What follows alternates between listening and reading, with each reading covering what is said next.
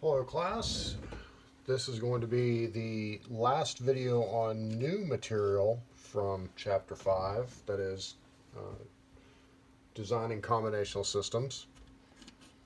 But I will do one more video at least on this chapter when I cover Lab 5.3.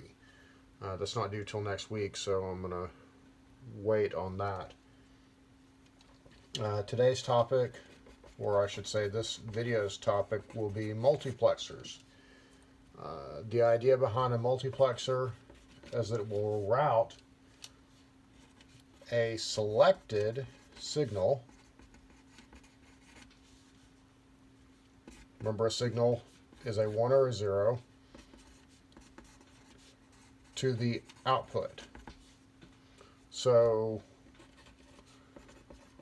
we'll need inputs to represent the signals,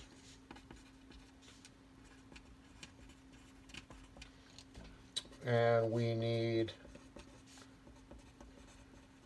input or inputs to select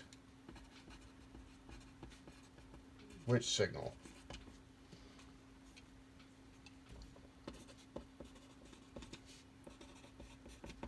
So here's a two-way multiplexer.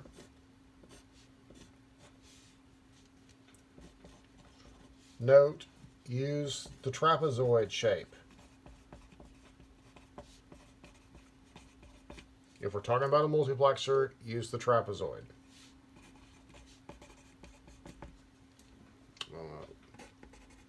We abbreviate multiplexer MUX.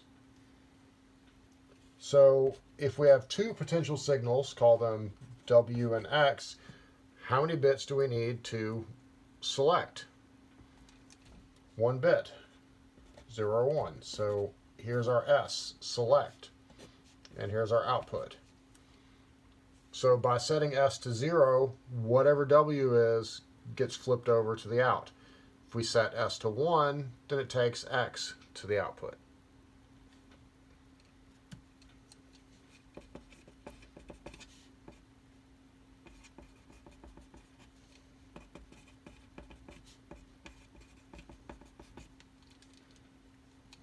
So you could also say that out is equal to W and S naught, or X and S.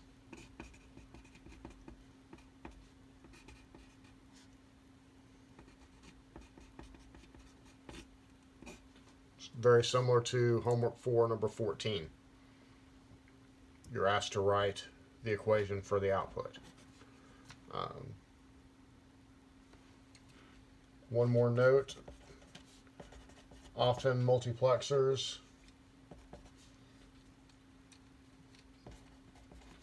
are used to choose between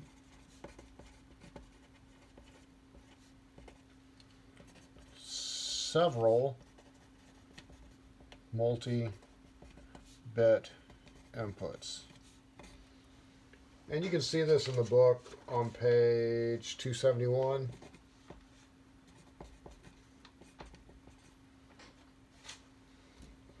Figure 5.13. I'm not going to focus on that. It's not on the homework. Again, since the test is going to likely be, well, the test is going to be open book. I might put something like that on there. I don't know. And you can study on it and do the problem, but it's not on the homework or the quiz right now. So let's take a look on Logisem. See these in action. That's something that I've liked about doing this online, is that being at home, I've had time to put these circuits into Logisem and do a little bit more demos here this way. So here's the two-way multiplexer. Enable line just makes this a floating output. That's a way to basically disconnect the output. Something, again, we didn't cover really, but it's in the book. You know, sometimes you want a wire to be disconnected from a circuit using another. So here we can actually disconnect this wire from the circuit. but we're just going to keep these all on enable. And so I'm set to 0 for my select right now. And so that means that the W is passing to the output. Whatever W is, the output is. X has no effect. Now, if I select 1, W has no effect on the output, and X gets past the output. Here is the internals of that circuit. There's no enable line in this case. I might go ahead and modify the circuit before I post it and put an enable line in, just to kind of show you that device, how to make a floating output. But you can see here we're set to 0, so that means that W gets past the output, X has no effect on the output, and now when we select 1, X gets past the output.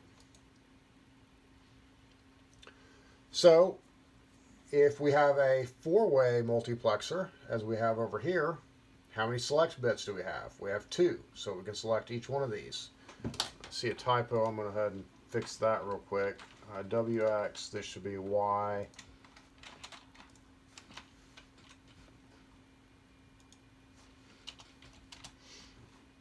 And this should be Z. That's what copy and paste will get you. All right, so my select is on 0, 0, so this is past the output. None of the others have any effect. If I change this to 1, the X will get past the output.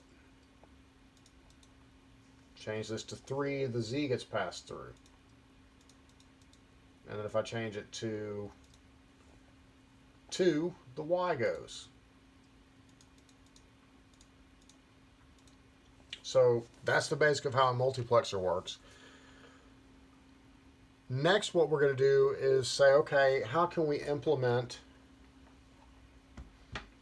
well, first of all, we said we can often used in computer architecture for this purpose.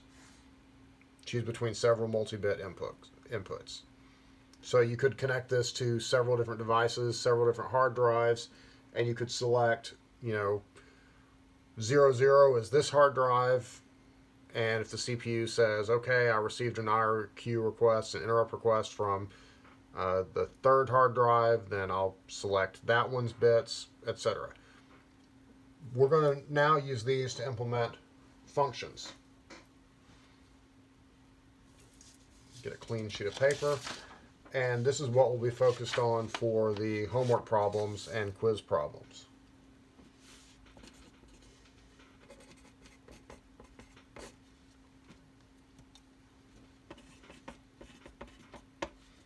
So, exercise 5.5. F of ABC is equal to the sum of the minterms 0, 1, 2, 5. So remember, this is rows where F is equal to 1. F equals to 0 on other rows.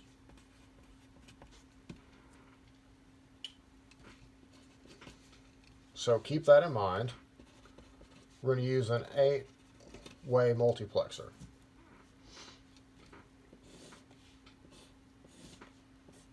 So we have 8 inputs. They'd be numbered as such. Notice that that's also how we number minterms. All right. How many select bits do we have? Well, if we have 8 here, we need 3 bits to select.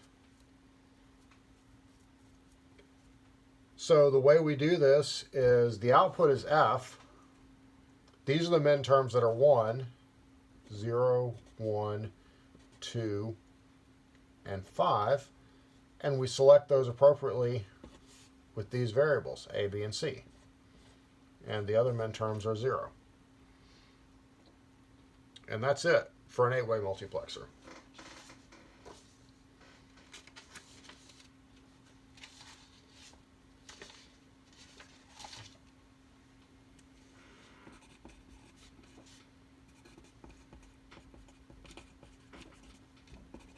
So use a 1 on inputs where minterm equals 1,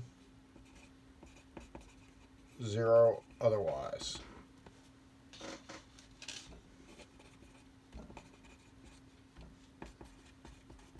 And use ABC to select minterms.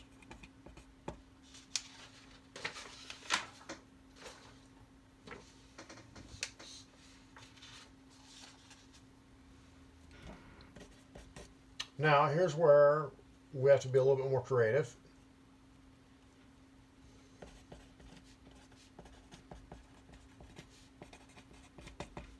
Use a 4-way multiplexer.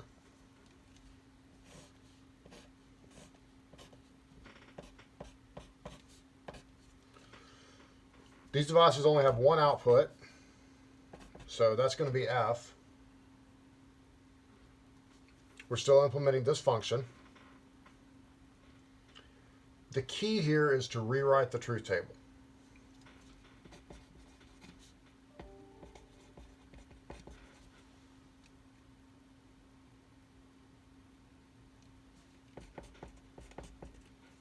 Rewrite the truth table.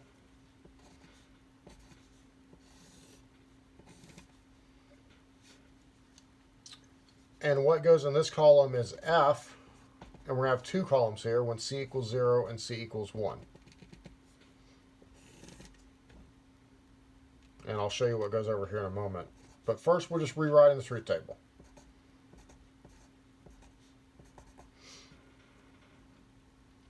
So this box is minterm 0, because we have 0, 0, 0.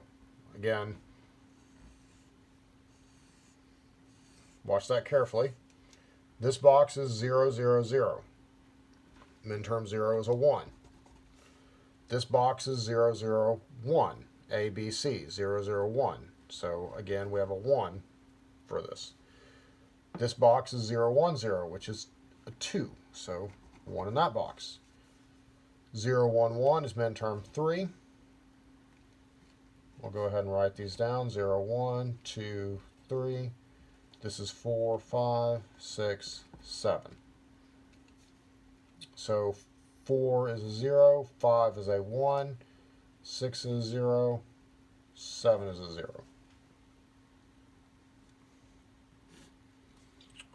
So again, that's just taking our vertical truth table and spreading it out. But the point is now we can use these as select lines, but we still have to take care of C. And here's where we rewrite in terms of C. Well, here F is, if A and B are 0, F is equal to 1. On this row, we're equal to C naught. See, F is equal to the opposite of C. Here, we're equal to C. In the last row, we're equal to 0. So we're going to use A and B to select these values.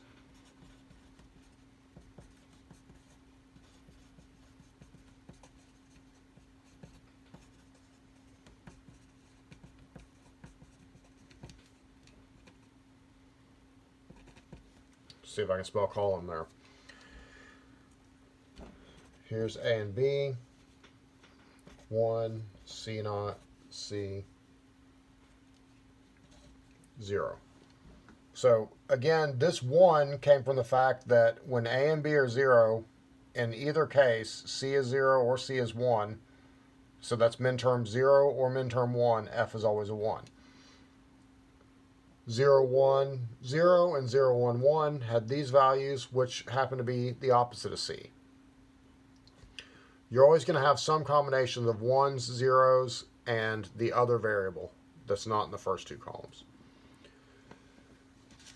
So,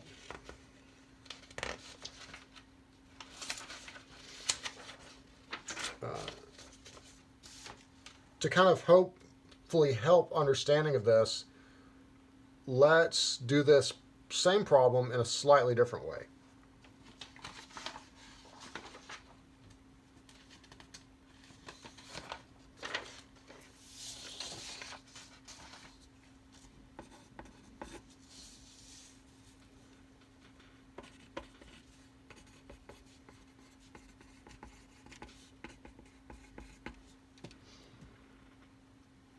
So this time we're being told that we need to use B and C as the select lines. Our function is the same. And that's 0, 1, 2, 5.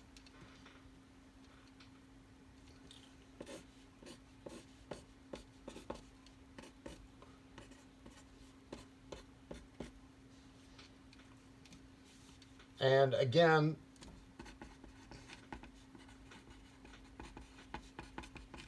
rewrite the truth table. So here's B and C. Here's F when A is equal to 0 and A is equal to 1. I didn't work this problem out ahead of time, so let's hope I get it right.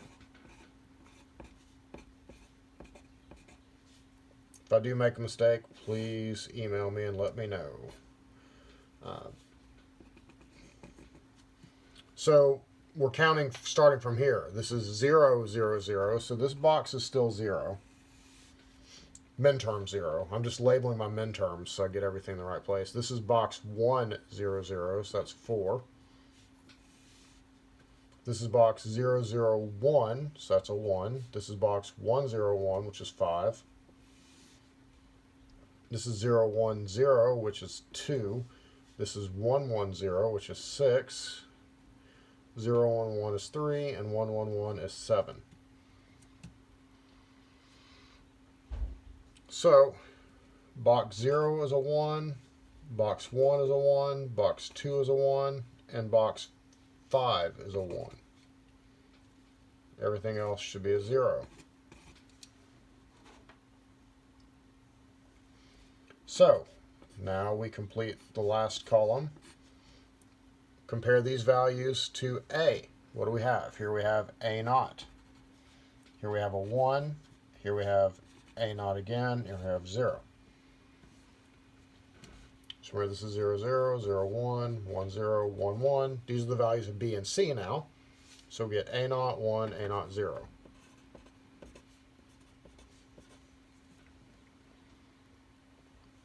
So hopefully that clears that up.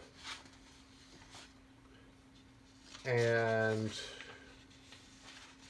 that's it for multiplexers. The book goes into a little more detail on how to build a larger multiplexer.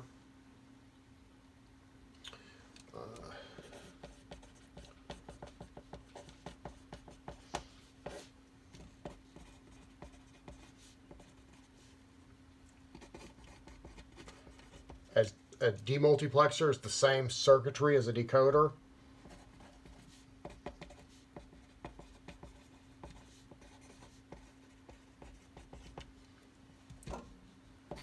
Use N instead of enable.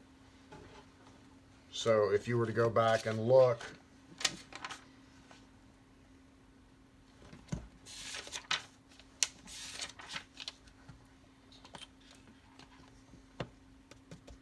here's a demultiplexer.